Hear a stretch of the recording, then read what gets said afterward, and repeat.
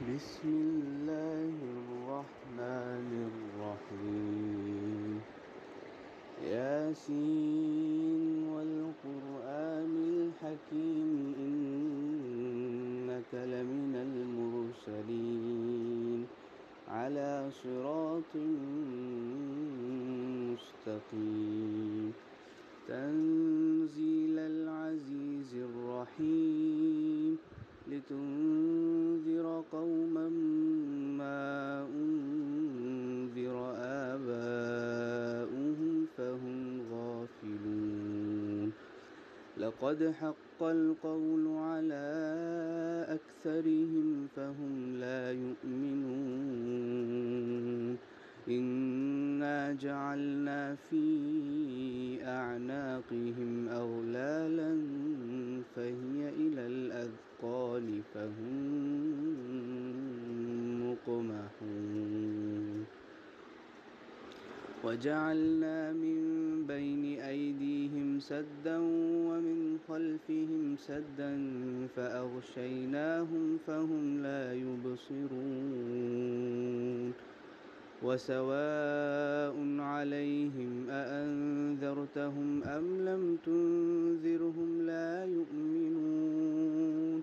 إنما تنذر من اتبع الذكر وخشي الرحمن بالغيب فبشره بمغفرة وأجر كريم. إنا نحن نحيي الموتى ونكتب ما قدموا وآثارهم وكل شيء أحصيناه في إمام مبين.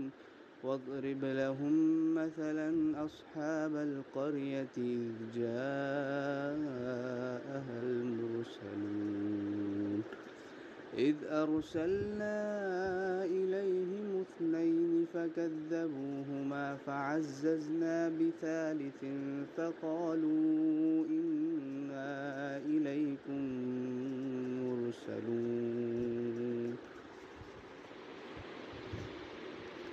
قالوا ما أنتم إلا بشر مثلنا وما أنزل الرحمن من شيء إن أنتم إلا تكذبون.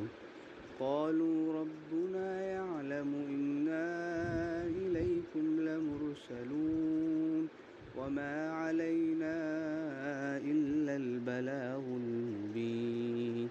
قالوا إنا تطيرنا بكم لئن لم تنتهوا لنرجمنكم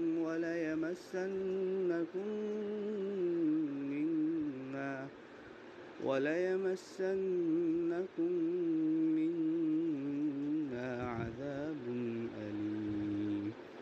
قالوا طائركم